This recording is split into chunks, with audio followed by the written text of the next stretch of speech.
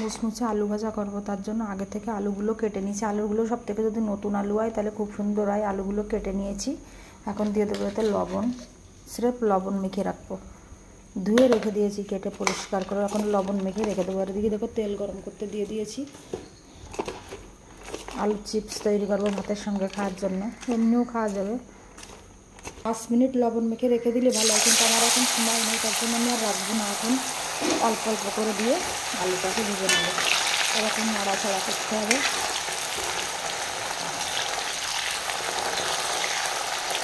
অনবরত নাড়াতে থাকতে হবে মাঝে সাঝে এরকম করে। গুঁড়ো তেল হলে খুব সুন্দর হয়, কিন্তু আমি গুঁড়ো তেলে ভাজবো না, কারণ কি পরে এই ভাজা তেলটা আমার অন্য কোনো তরকারিতে ইউজ করলে খাবে না, তার জন্য অনেক তেল দেবো না। এরকম অল্প অল্প তেলে ভেজে নেবো। যে আলুটা ভালো করে মচমচে করে ভাজা হয়ে গেছে, এখন তুলে নেব।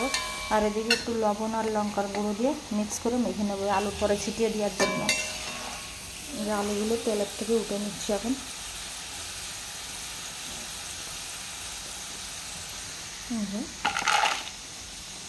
এগুলো দিয়ে দেবো।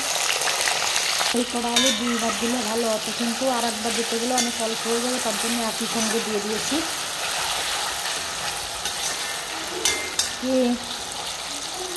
আর এইগুলো দেখা হয়েছে মুচমুচে করে ভাজা হয়ে গেছে। সবগুলো ভেজে নেওয়ার পরে মশলা দেবো তো।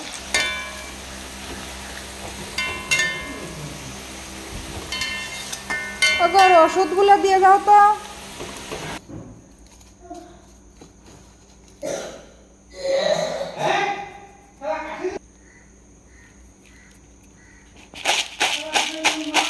এই যে আলু চিপস একদম মুচমুচে করে ভাজা হয়ে গেছে। দেখো কতটা গুঁড়ো হয়ে যাচ্ছে, এত মুচমুচে হয়েছে। এই যে হয়ে গেছে, দেখেছো? এই যে সুন্দর করে ভাজা হয়ে গেছে। আমি দুটো খেয়ে দেখি এখন।